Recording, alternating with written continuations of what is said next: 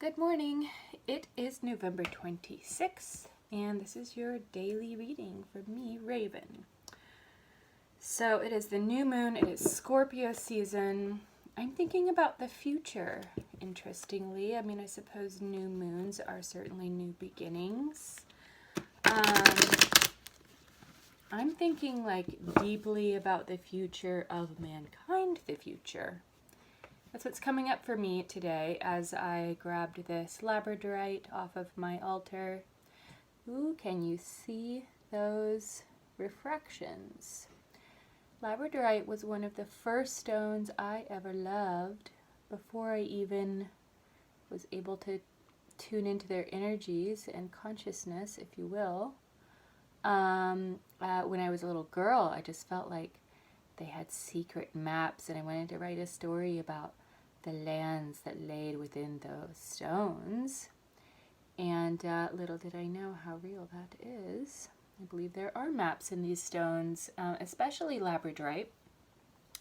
So, yeah, this is a real portal stone. It is a stone you have to kind of be in the right mind frame for to work deeply with. As I discovered this morning, I got a little bit of a no thanks this morning from this particular stone. We checked back in, and they do want to help with the divination. But I've put my third eye to this stone before and just been, seeing that there's a real seer possibility in these. These are a bit of a divination type of stone. So yeah, I feel like maybe what we'll do is check in psychic eye, just the basics, psychic eye, third eye, chakra. God, I would even say third eye over crown. This one that's how it feels to me.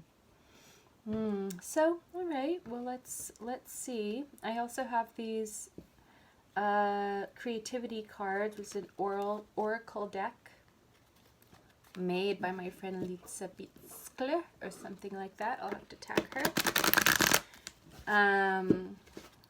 So it feels like a deck for the future, and this deck also feels like a deck for the future. Made by a Korean artist. Gosh, what's the name of this deck? I'll have to tag that too. So I'm just going to do near, far, and distant for the future. I'm not like a big... I'm not a big predictor, That's really not the best use of these cards, but on this new moon, that is what is being called for. Yeah. So, first things first, a lot of wands here. Wands being fire. 5 of Wands is for the near future. This is, 5s tend to be a little confusion, a little disorganization in the tarot, kind of a disruption for the stability of the 4s. And for Wands, what that looks like is conflict. Some turmoil, at least some competition, assertiveness, aggressiveness. These are all kind of the light and shadow sides of the same thing, assertive, aggressive. You know what I mean? So, yeah, the 5 of Wands, the traditional image has the guys kind of like in competition with the sticks. Not sure if they're in a game, not sure if they're in a fight. Same here. It's like, is this an argument? Or are they all just at a party? And I think that's a pretty good depiction for what's going on right now in the world. This is a really universal reading, not so much for today. This is for the near future. And I'm talking about humanity here. I'm talking about human culture worldwide. And yet this isn't a major arcana card, this isn't the devil, this isn't the tower, this is just some people bickering amongst themselves. some of the energy of the wands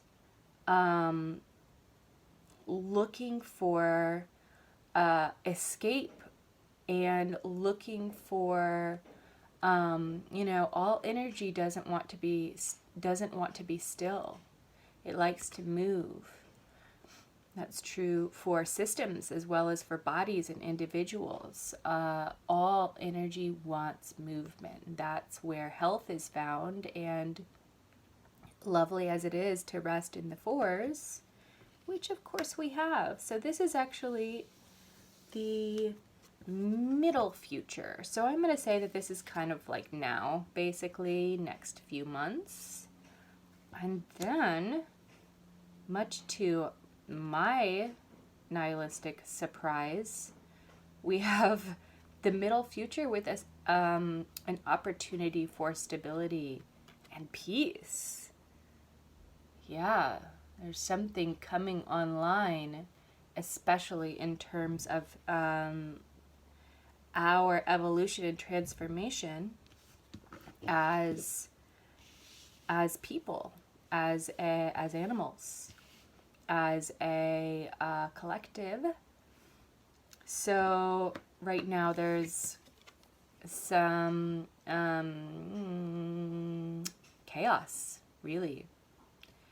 And somehow there's some energy being let out there and being opened up into the Four of Wands, which is, this is basically like a marriage.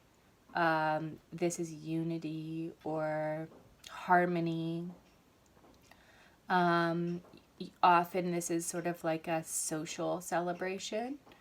It being in the wands, there's kind of like a community aspect to this. Wow, so I'm really interested to see. I don't even know what to do with that information. A positive future. Amazing.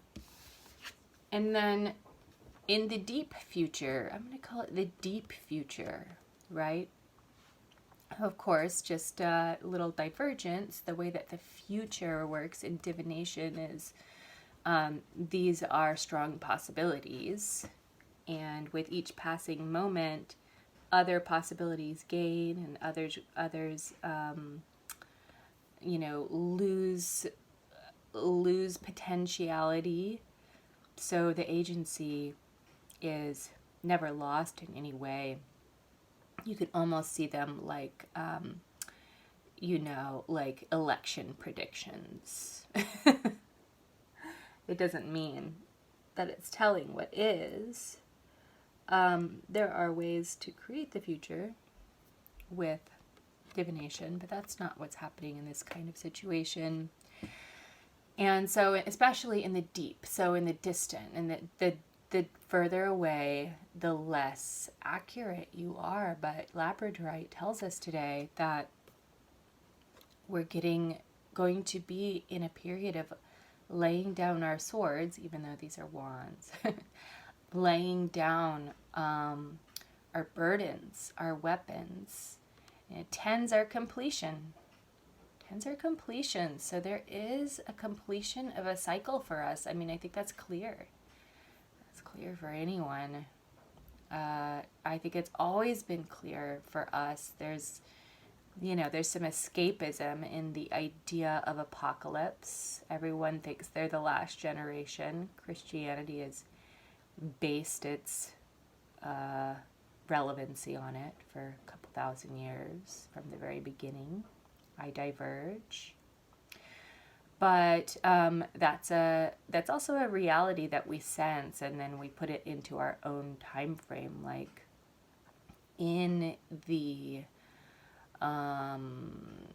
the framework, the time framework of a species. This little culture thing is a blip, and it's rapidly shifting, rapidly maybe coming to a close of at least a chapter. And by rapidly, that could mean a couple thousand years, but that's rapidly. So the Ten of Wands is when this is in the traditional, this guy is carrying, not setting down or picking up, just sort of like head down. There's a real stubbornness here. But I chose this futuristic deck, and I trust that they're actually that determination and stubbornness and taking on too much aspect of the traditional depiction is the shadow side, and the light side is the sharing of that burden or the putting down of that burden and sort of a wrapping up of that mind frame of that type of consciousness.